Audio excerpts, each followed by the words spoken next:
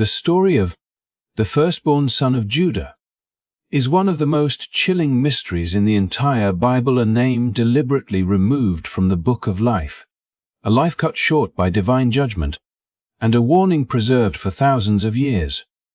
Most people have never heard of him, yet his brief appearance carries a message powerful enough to echo across generations. Who was this man?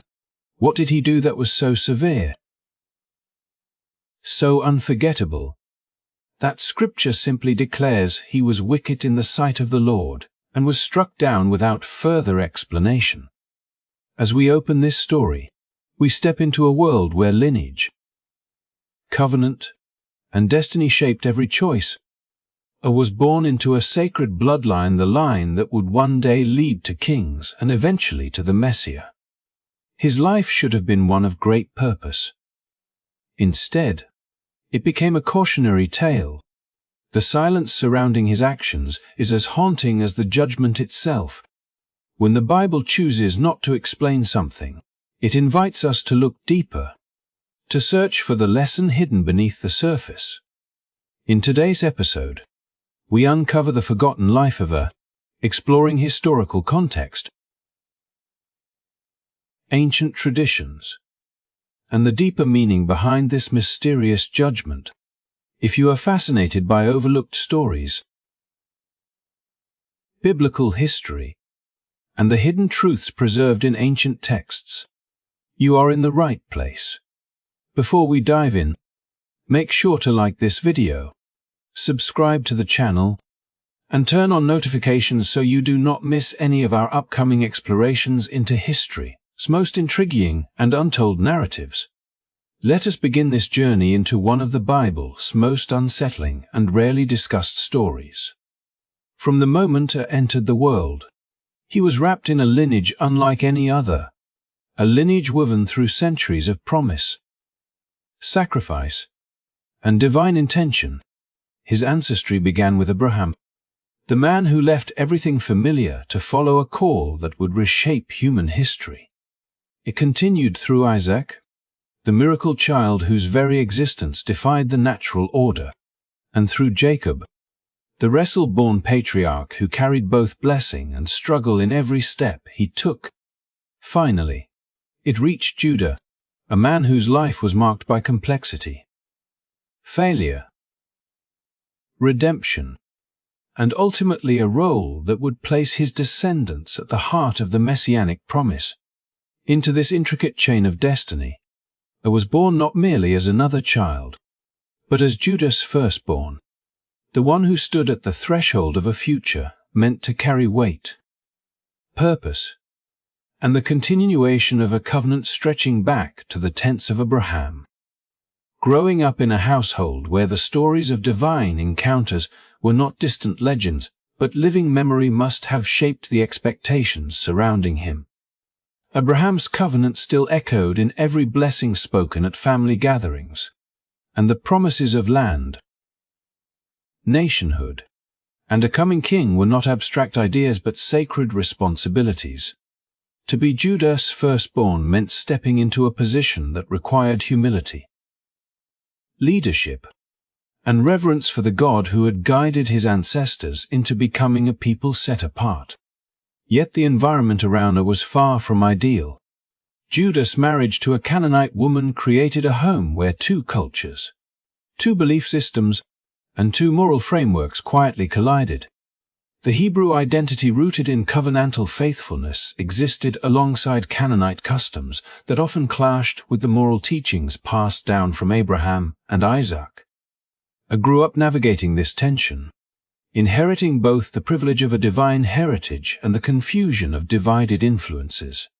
His name meant watchful, a word that suggested alertness, discernment, and an awareness of the sacred responsibilities he was born into. But names do not always reflect character, and destiny does not always guarantee devotion. As a matured, the weight of his lineage should have become clearer, especially as he approached adulthood and the expectation of marriage. In Hebrew tradition, the firstborn son was not only the leader of future generations, but also the guardian of the family's covenant identity. His choices mattered, his conduct mattered, and his alignment with the values of his ancestors mattered. Yet something in him drifted from that path. The Bible does not describe his character in detail, but the silence surrounding his private life suggests a growing distance between what he was meant to uphold and what he became. Being born into the line of Abraham was an extraordinary privilege. But privilege without conviction can become a dangerous burden. While his father Judah had experienced moments of failure but later transformation, seemed to follow a different trajectory, one that led him away from the spiritual heritage he was meant to embody. The tension between his birthright and his behavior sets the stage for the tragedy that would unfold. The very lineage that carried promises of kings and redemption rested on the shoulders of a young man who could not or would not embrace the purpose placed before him. His story reveals a profound truth tucked quietly into the fabric of Genesis. Being chosen does not guarantee faithfulness, and carrying a sacred inheritance means little if one turns away from the calling attached to it.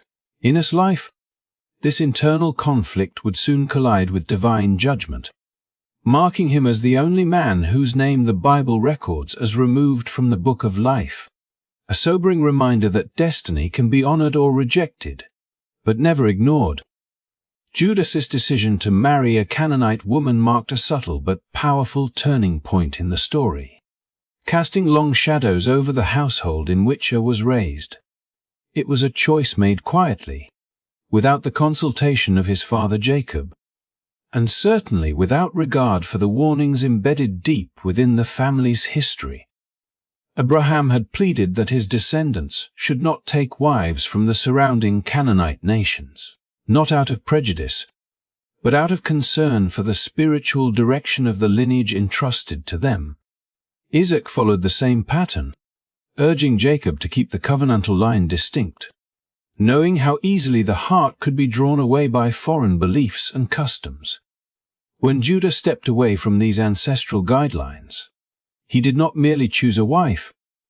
He chose the environment that would form the character of his children, beginning with his firstborn. The home that he grew up in would not have resembled the tents of Abraham or the reverent atmosphere shaped by Jacob's devotion. Instead, it was a place where two very different spiritual worlds coexisted under one roof. Sometimes peacefully, sometimes uneasily, with a steady undercurrent of tension that a child could sense even without understanding its source. Judah carried the stories of the covenant, the promises, and the expectations of leadership that belonged to the tribe destined for greatness. His wife, however, came from a culture whose gods, rituals, and values conflicted sharply with the path laid out for Abraham's descendants. Their household was not one of violent conflict, but one of divided influences, subtle contradictions that shaped a child's heart long before he reached adulthood. For Er, this meant growing up between two identities, two sets of expectations, and two ways of understanding the world. Judah, at times stern and distracted by his own struggles,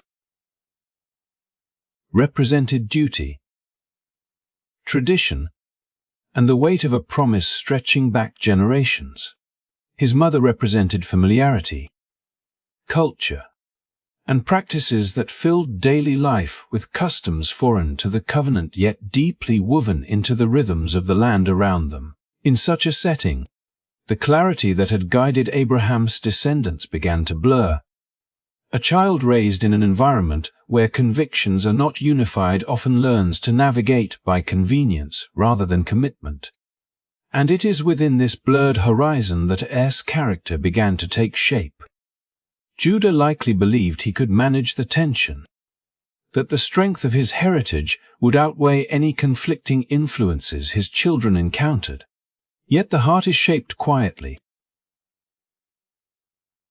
often unintentionally, and a divided foundation leaves cracks that appear later in ways once unimaginable.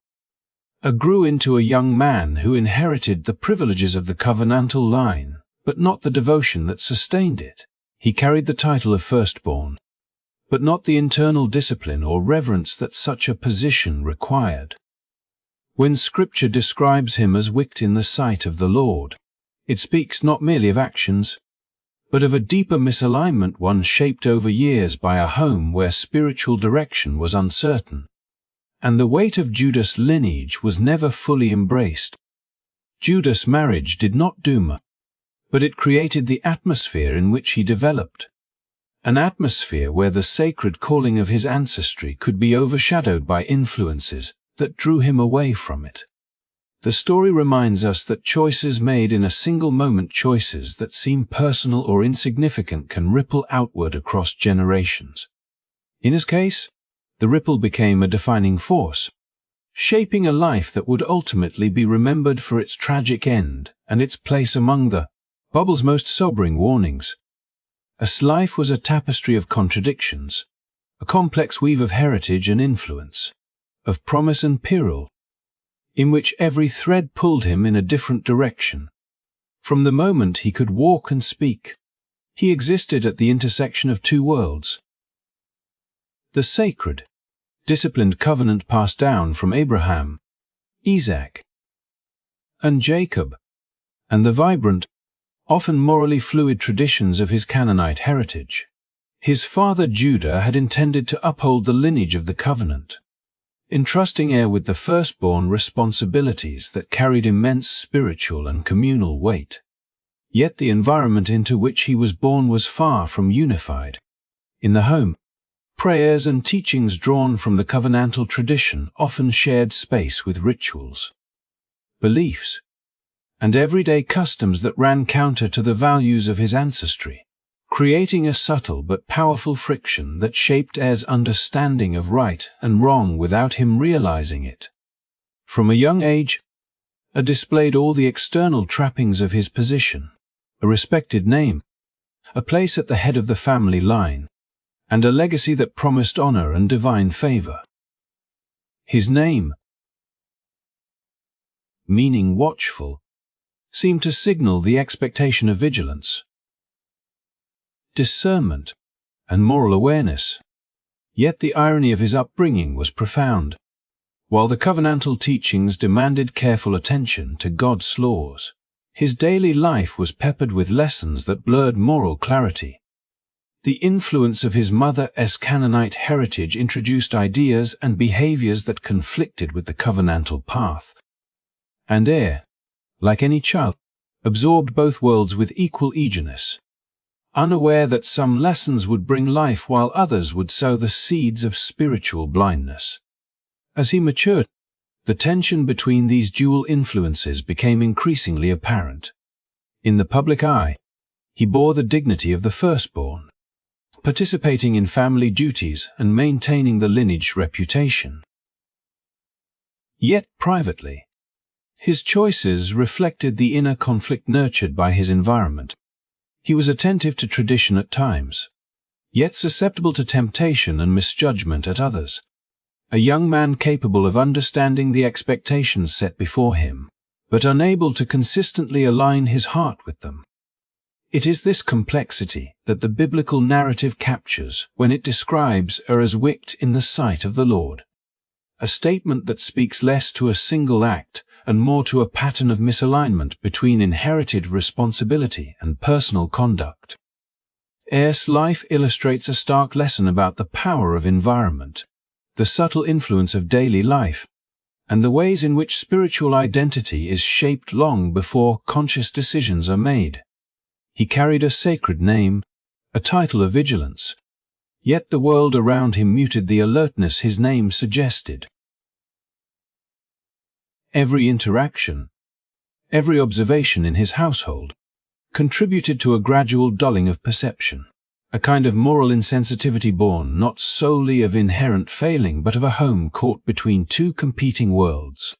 In this light, Er's tragedy emerges not as a sudden collapse, but as the culmination of years of conflicting teachings, absorbed in innocence and enacted without full awareness of the consequences. The story of Er reminds us that even those born into promise are not immune to the shaping forces of their surroundings. A child may inherit honor, responsibility, and divine expectation. Yet if the household lacks unity of purpose, if values are contradictory or inconsistent, the most vigilant intentions can falter. Er's spiritual blindness, tragic and irreversible, was cultivated quietly over years in a home where the covenant's clarity was obscured by competing influences, and where the young firstborn, despite a name that heralded watchfulness, grew unable to navigate the moral landscape his ancestors had hoped he would steward with wisdom and care. By the time Judah arranged for her to marry Tamar, the young firstborn's life had already been a journey through a tangled landscape of inherited promise and environmental influence, a path where clarity and confusion walked hand in hand. Tamar was not merely a bride chosen to cement family alliances or fulfill social expectation. She was a woman whose understanding of divine promise ran deep, a perceptive soul who could see the trajectory of God's covenant even when those around her were blind to its weight. Her presence in Er's life introduced a contrast so stark that it illuminated the shortcomings that had quietly accumulated in him over the years. While Er had been raised in a household caught between Hebrew covenant values and Canaanite practices, learning lessons both sacred and conflicting, Tamar carried a keen awareness of spiritual accountability, a clarity of vision that seemed almost prophetic in its precision. The union, however, was more than a simple pairing of two lives. It was a collision of spiritual awareness and moral negligence, a convergence that revealed both the promise and peril embedded in the covenantal lineage. Judah, in arranging the marriage, likely envisioned the continuation of the family line and the solidification of alliances.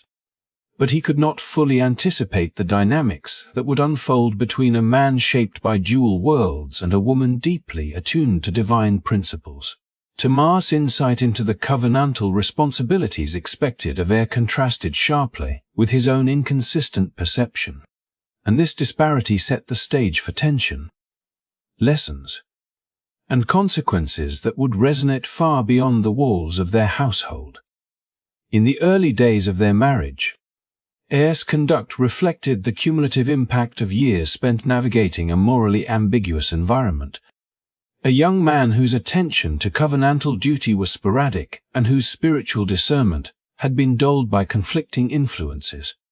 Tamar, on the other hand, approached life with an acute awareness of divine expectation, recognizing that the continuation of the messianic line depended not merely on status or name, but on active fidelity to God's covenant.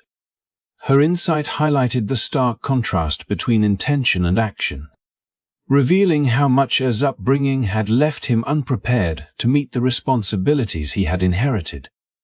The story of Er and Tamar thus becomes more than a personal narrative. It serves as a study of spiritual contrast and the consequences of environmental shaping. The home in which Er had been nurtured, divided and complicated, had not equipped him to fully embrace the covenantal duties that Tamar understood so clearly. And the marriage itself functioned as a mirror reflecting the gaps between potential and realization, between name and conduct, between inherited promise and lived responsibility. Tamar's awareness and wisdom shone against Er's faltering attentiveness, emphasizing how clarity of vision, even in a single individual, can expose the moral and spiritual deficiencies in those around them. Through the lens of their relationship, the narrative illustrates how divine purpose can intersect with human frailty, how one person's understanding can highlight the spiritual blindness of another, and how the fulfillment of covenantal promises often relies on insight, courage, and fidelity that transcend mere lineage. Er's inability to align with these expectations, despite his name meaning watchful, underscores the tragic consequences of growing up in an environment where guidance is mixed. values are conflicted, and spiritual vigilance is not fully cultivated. Tamar's presence, steadfast and perceptive, stands as a testament to the power of awareness, a living example of how one's understanding of divine promise can illuminate what others fail to see, setting the stage for the pivotal events that would define their shared story and leave an enduring mark on the lineage of Judah. The abruptness of Es's fate stands as one of the most striking moments in the unfolding story of Judah's family. A moment where divine judgment intersected with human expectation in a way that left neither room for negotiation nor opportunity for redemption. Genesis 38:7 recounts the chilling words that was wicked in the sight of the Lord. And immediately, without explanation, warning, or second chance, his life was cut short. This suddenness carried a weight that transcended personal tragedy, reverberating through the household of Judah and casting a shadow over the lives of all who were connected to him. The firstborn of Judah, the one whose position in the lineage bore both social and spiritual responsibility, had been raised amid a complex blend of covenantal expectation and the corrupting influences of a divided household. Yet even these formative circumstances did not shield him from the immediate consequences of moral failure. To those observing the events, the swiftness of Es's death could not be easily reconciled with human notions of fairness or justice. There was no room for apology, no path for redemption, and no preparation for the loss that would ripple across his family. Tamar, whose awareness of divine purpose and commitment to covenantal continuity had already distinguished her from the men around her, would now face a reality shaped by the sudden removal of her husband, a man whose name, meaning watchful, stood in stark contrast to his inability to live in alignment with divine expectation. The tragedy of Es's demise highlighted the stark difference between intention and fulfillment, between inherited status and lived responsibility, revealing the high stakes of spiritual negligence within a family upon which the messianic promise rested. Es's life, shaped by influences both faithful and corrupt, had reached a point where his actions or inactions exposed the fragility of relying solely on lineage, privilege, or the mere weight of a name to fulfill divine mandates. His death became not only a personal catastrophe but also a narrative pivot, demonstrating how spiritual blindness, moral inconsistency, and the failure to heed covenantal responsibility could lead to consequences of irreversible severity.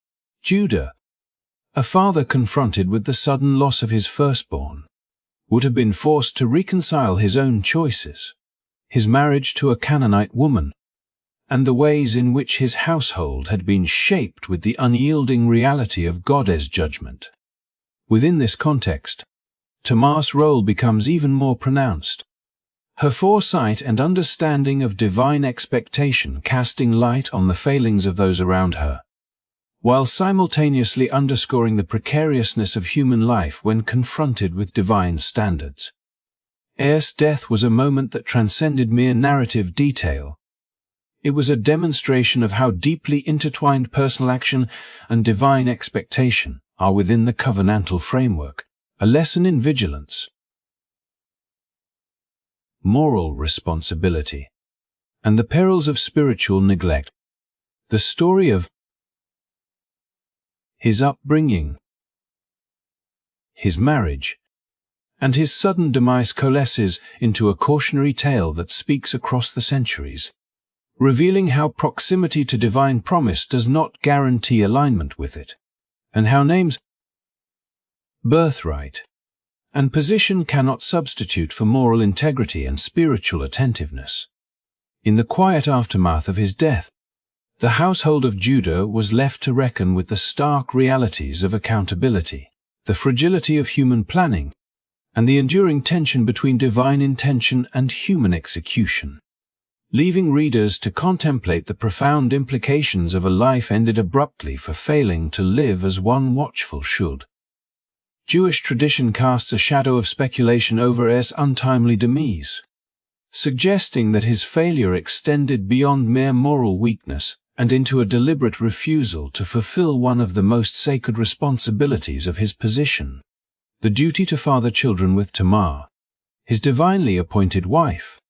Within the tapestry of interpretations, commentators have long debated the motives that could drive a man of his standing to reject such a fundamental covenantal obligation, offering possibilities as varied as vanity, greed, or an outright defiance of the divine plan that coursed through his lineage, a plan meant to safeguard the continuity of the messianic line. Some traditions posit that Es' heart had turned toward idolatry, embracing practices that were foreign to the covenant of Abraham, Isaac, and Jacob, and in doing so, aligning himself with influences that had pervaded his household from the earliest days of his upbringing, a household divided between the sacred teachings of his Hebrew ancestors and the alluring customs of Canaan. Others suggest that cruelty or a hardened self-interest may have motivated his actions, a prideful insistence on personal desire over responsibility that ultimately positioned him against the will of God and against the very promise his birthright was meant to uphold. The tension within Es' character becomes all the more poignant when seen in the context of Tamar, a woman whose perceptiveness and devotion to the divine covenant far outstripped that of the men who surrounded her. A woman who understood the gravity of her role in ensuring that the lineage of Judah would not falter despite human frailty. While Es' name itself, meaning watchful, suggests an expectation of vigilance and moral awareness, the actions attributed to him illustrate a tragic disconnect between his name and his behavior, a gulf between potential and execution that would have lasting consequences not only for himself, but for the unfolding narrative of his family. Tamar, by contrast, embodies the kind of foresight and faithfulness that are lacked, and her patience, insight, and willingness to act in accordance with divine design underscore the contrast between those who respond to responsibility with integrity and those who falter under its weight. Es' refusal to fulfill his role as a father of the covenantal line was not merely a private failing. It became a crisis with cosmic implications, a moment where human choice intersected with divine expectation in a manner that demanded judgment. The suddenness of his death, as recorded in Genesis, can thus be read not only as a punishment for wickedness in general, but as the inevitable consequence of a deeper spiritual and moral failure. A failure to recognize that personal pride, selfishness, or defiance could never supersede the responsibilities imposed by God's covenant. The story, as preserved and interpreted through generations of Jewish thought, reflects the high stakes of spiritual accountability, illustrating that the duties assigned within the sacred lineage carried weight that could not be ignored without dire consequence. In examining Es' life, his upbringing, and his choices, the narrative invites reflection on the perilous balance between inherited privilege and personal responsibility, between name, status, and moral integrity. Es' inability to align with the divine expectation reveals a cautionary truth. Proximity to promise does not guarantee participation in it, and a life unfaithful to its obligations can unravel the continuity upon which the hopes of generations depend. Tamar's enduring presence and fidelity highlight that even amid failure, foresight, courage, and alignment with divine purpose can preserve the trajectory of covenantal promise, offering a counterpoint to Es' tragic example and emphasizing the timeless lesson that vigilance, moral discernment, and devotion to duty are the true markers of spiritual legacy. As we reflect on the story of it becomes clear that his life, brief though it was, carries a profound lesson for all who hear it. Born into the sacred lineage of Judah, inherited not only a name that meant watchful but also a mantle of responsibility that reached far beyond personal ambition or desire. His upbringing, shaped by both covenantal teaching and the influences of a divided household, offered him the opportunity to align himself with a higher purpose, a divine plan that stretched across generations and shaped the course of history. Yet, Heir's choices demonstrate that even proximity to promise cannot substitute for faithfulness, and that ignoring or rejecting the responsibilities entrusted to us, whether out of vanity, defiance, or moral blindness, can carry consequences that reverberate far beyond a single life. Heir Sirajah from the Book of Life is a stark reminder that divine calling is inseparable from accountability. Every gift, every role, and every opportunity carries with it a weight of expectation, and failing to honor these obligations undermines not only personal destiny, but the greater tapestry of purpose in which we are woven. In Heir's story, we see how fleeting human life can be when guided by self-interest rather than devotion, and how the path of defiance, even subtle defiance, can bring outcomes as irreversible as death itself.